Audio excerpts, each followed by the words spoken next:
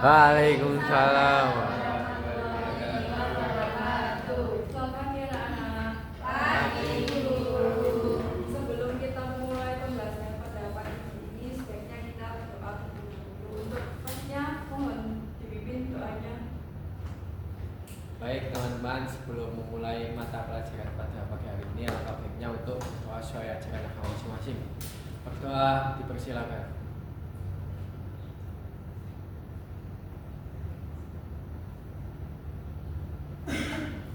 Berdoa dicukupkan. Nah, sebelum memulai pada pembelajaran kali ini, apakah teman-teman hari semua apakah ada yang tidak masuk? Ada yang telat dulu. Siapa yang telat? Tadi diingatkan ya teman yang telat. Nah, sebelumnya, apakah kalian ingat membahas tentang materi apa?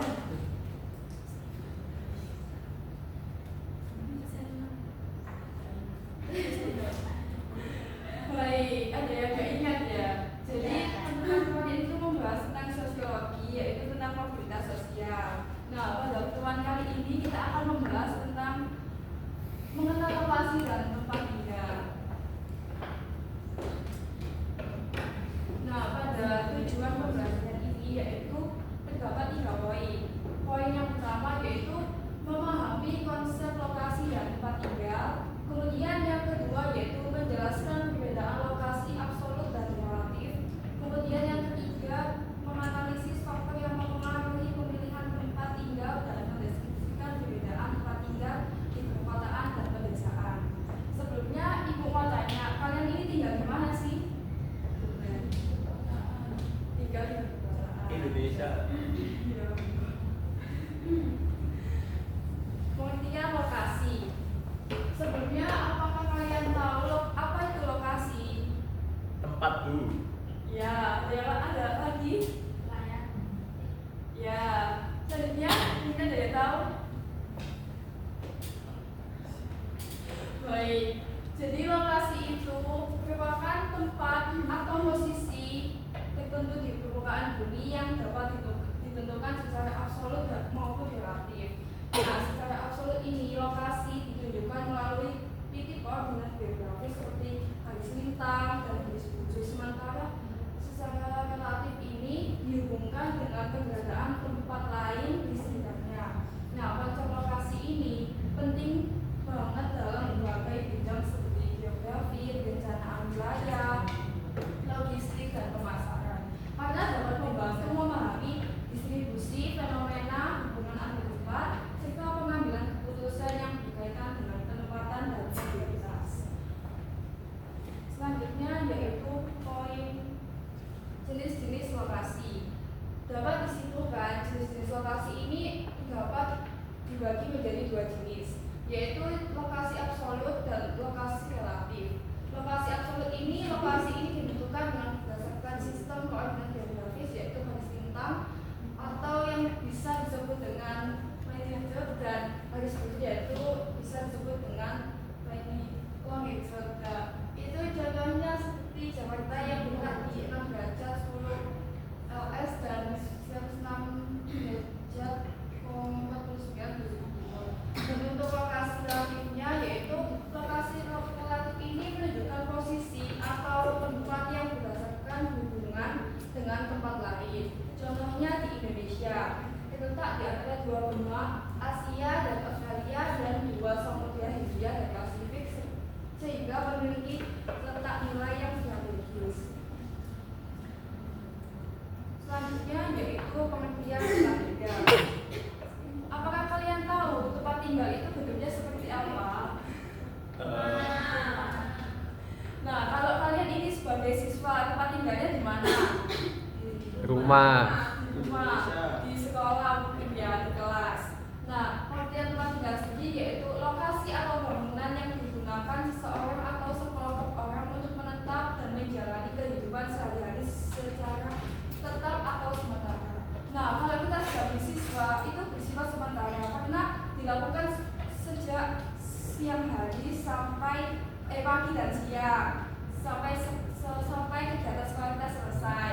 Kemudian tempat tinggal itu berfungsi sebagai ruang perlindungan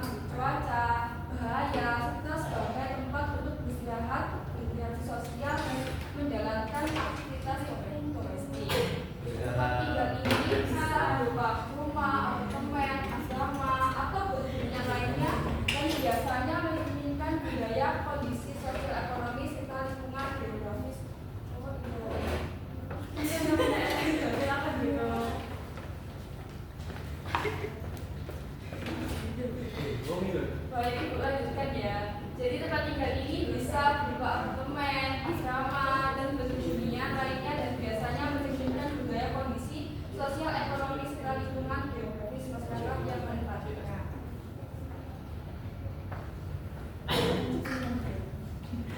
Nah, jenis-jenis tempat tinggal. Nah, apakah di sini ada yang tinggal di sebuah rumah? Siapa? Nah, apa ada yang tinggal di apartemen? Oh, sangat kaya sekali ya kalian. Jadi jenis tempat tinggal yang Ibu jelaskan di materi ini yaitu yang pertama rumah tapak atau plain house. Nah, hunian ini yang berdiri langsung di atas tanah biasanya dimiliki secara pribadi dan menjadi jenis tempat tinggal paling umum di pedesaan maupun perkotaan. Mungkin kalian juga kalau di pedesaan ya juga rumahnya kayak gini. Ya. Kemudian yang kedua yaitu apartemen. Merupakan bangunan bertingkat yang dibagi menjadi unit-unit tempat tinggal. Cocok untuk daerah perkotaan dengan lahan terbatas. Kemudian rumah susun. Apakah di sekitar kalian itu terdapat rumah susun? Ada, mungkin ada di daerah kalian. Mana? Iya. Nah, rumah susun ini sama bentukannya seperti apartemen, tetapi biasanya disediakan oleh pemerintah untuk masyarakat yang berpenghasilan rendah dengan sistem sewa atau kepemilikan subsidi. Kemudian contoh selanjutnya yaitu asrama. Nah, di sini apa yang pernah tinggal di asrama? Saya. Gimana Mbak pengalamannya tinggal di asrama itu? Menyenangkan atau menyedihkan atau banyak tugas atau bagaimana? Menyenangkan. Nah, jadi asrama itu merupakan tempat tinggal bersama yang disediakan untuk pelajar, mahasiswa atau pekerja. Biasanya ini memiliki fasilitas bersama seperti dapur atau kemudian contoh selanjutnya yaitu kontrakan. Nah, kontrakan ini biasanya dipakai oleh kebanyakan mahasiswa. Nah, merupakan hunian sewa dalam jangka pendek atau panjang umumnya digunakan oleh individu atau keluarga kecil yang belum memiliki rumah tetap. Selanjutnya rumah adat. Nah, Ibu tanya apakah kalian di desa memiliki rumah adat contohnya kayak di Papua ini merupakan Bonai. Mungkin ada daerahnya yang mempunyai rumah adat. Jadi rumah adat itu merupakan tempat tinggal tradisional yang mencerminkan budaya dan kearifan suatu daerah. Nah, contohnya yang Ibu contohkan di sini yaitu rumah gadang yang disebut dengan Minangkabau atau Hona, yaitu yang ada di Papua. Nah, selanjutnya yaitu faktor yang mempengaruhi lokasi tempat tinggal, yaitu ada 3 jenis, ada 3 faktor, yaitu yang pertama faktor alam, yang kedua faktor sosial, yang ketiga yaitu faktor ekonomi. Yang pertama yaitu faktor alam meliputi topografi atau geografi atau benda, kemudian iklim. Iklim ini memiliki iklim panas dan dingin, sedangkan yang sumber daya alam ini yaitu berupa air dan air. Kemudian kalau faktor sosial yaitu ada 3, dekat dengan tempat kerja, kemudian akses pendidikan dan kesehatan. Contohnya dekat dengan pendidikan, contohnya sekolah dan kesehatan itu seperti puskesmas. Kemudian akses transportasi yang sangat memadai. Nah, kemudian faktor ekonomi yaitu harga tanah dan rumah itu bermacam-macam, dan kemudian biaya hidup di kota dan di desa.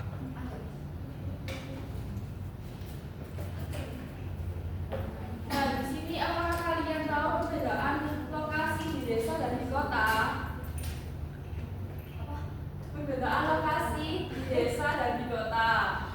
Saya Bu, mungkin kalau di kota kan tinggalnya selalu padat dan rapat-rapat. Mungkin kalau di desa itu masih banyak ruang-ruang kosong atau lahan-lahan kosong sehingga tidak rapat untuk rumah-rumahnya. Iya, jadi kalau di kota itu padat ya Mas. Ya, padat dan Mungkin ramai. ada yang lain. Nah, perbedaan lokasi di desa dan di kota itu ada 5 poin. Yang pertama yaitu kepadatan penduduk seperti yang disebutkan oleh Mas tadi, yaitu di perkotaan memiliki jumlah penduduk yang sangat padat dan banyak orang yang tinggal di kota dan bekerja di kota.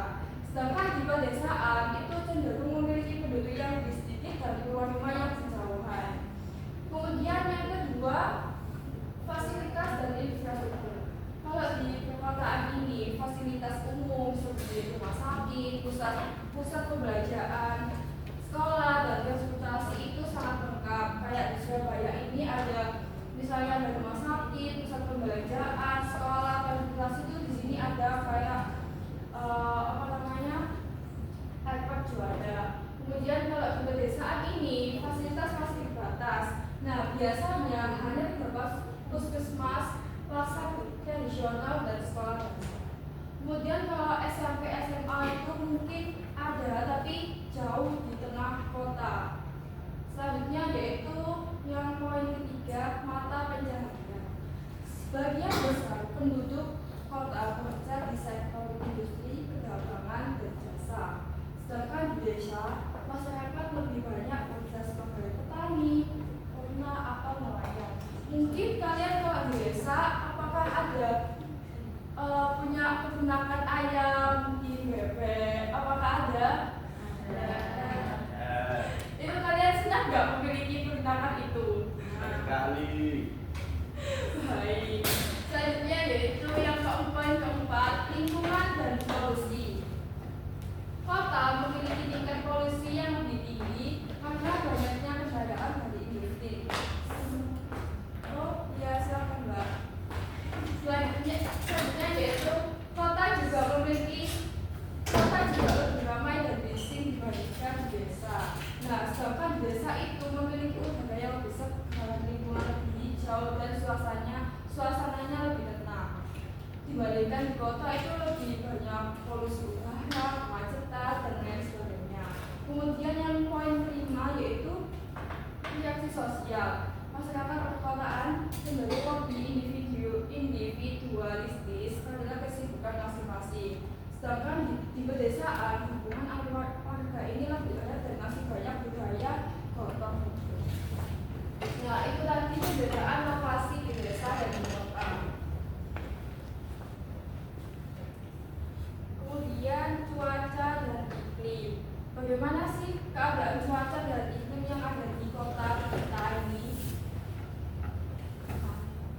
Panas. Ya, panas dan juga musim hujan ya biasanya. Jadi cuaca itu merupakan keadaan udara di suatu tempat dalam jangka waktu yang relatif singkat. Biasanya hanya berlangsung beberapa jam hingga 1 atau 2 hari.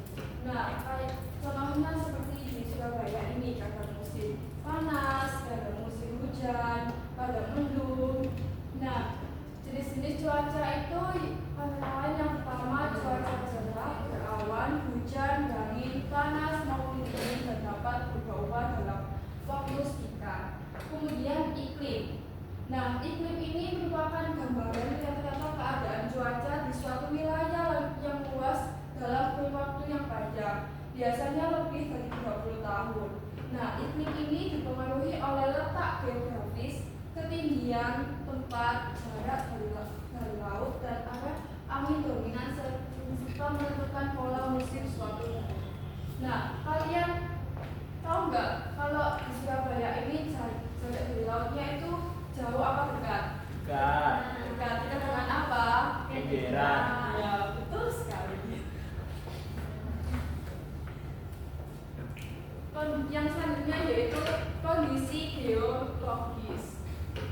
Nah, secara geologis ini posisi Indonesia itu dibagi menjadi 3 kondisi geologisnya, yaitu yang pertama Indonesia terletak pada 2 paparan besar, yaitu paparan Sunda di bagian barat dan paparan Samud di bagian timur.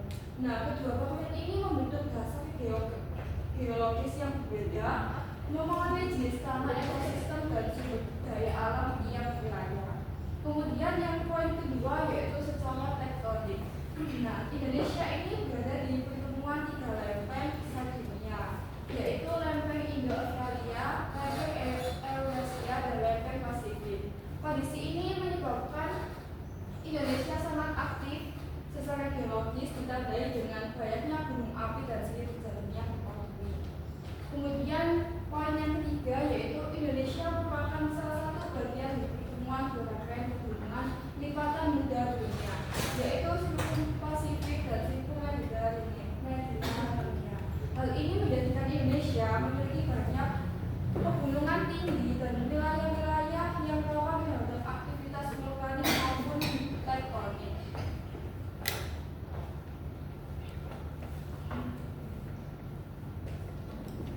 Selanjutnya yaitu menentukan lokasi dengan peta. Sebelumnya kalian apakah ada tugas membuat peta?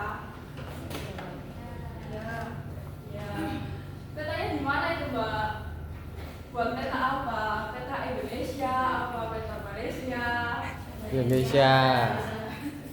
Jadi peta adalah gambar pada permukaan darat yang memberikan informasi tertentu tentang tempat seperti letak, batas wilayah, dan ciri alamnya.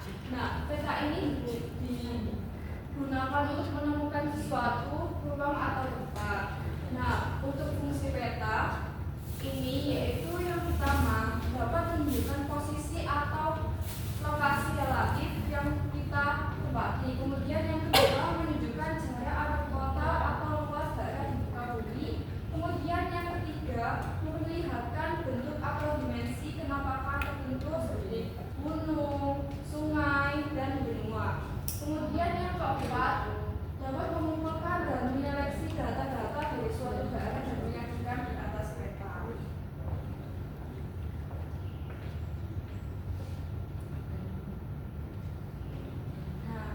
Selanjutnya yaitu jenis-jenis peta. Berdasarkan informasinya, peta dibedakan menjadi peta umum atau peta irisan dan khusus atau peta tematik. Berdasarkan jenisnya, peta itu dibedakan menjadi peta foto dan peta kartu. Kemudian kalau berdasarkan peta berdasarkan skalanya, yaitu dibedakan atas peta luas ke peta skala besar dan peta skala sedang, peta skala kecil dan peta skala kritis. Kemudian kalau jenis peta berdasarkan bentuknya ini, peta dapat dibedakan menjadi peta timbul atau peta relief dan peta atau peta biasa dan peta digital, yaitu bisa disebut dengan peta komputasi. Kemudian untuk kita membuat peta itu ada komponen-komponen, yaitu komponen yang pertama satu komponen pada diagramnya yaitu judul peta, kemudian tanda, arah dan legenda, selanjutnya garis astronomis, selanjutnya membuat inset peta, menentukan tahun pembuatan dan sumber peta, menentukan simbol, dan yang terakhir yaitu menentukan skala peta.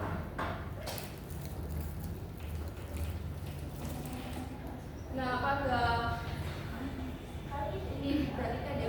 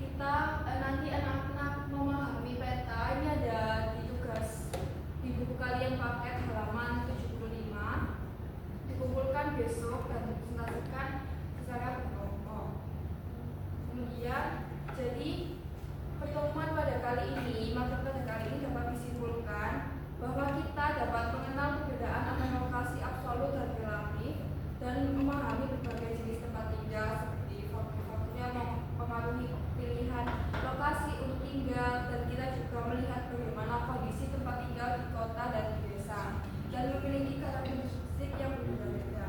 Selain itu, kita juga belajar tentang pentingnya memahami cuaca, iklim, kondisi geologis Indonesia, dan bagaimana peta bisa membantu kita untuk menemukan lokasi. Baik, iklan materi yang Ibu sampaikan pada pertemuan kali ini. Jika ada kesalahan perkataan dan penyampaian, Ibu mohon maaf sebesar-besarnya. Wassalamualaikum warahmatullahi wabarakatuh. Waalaikumsalam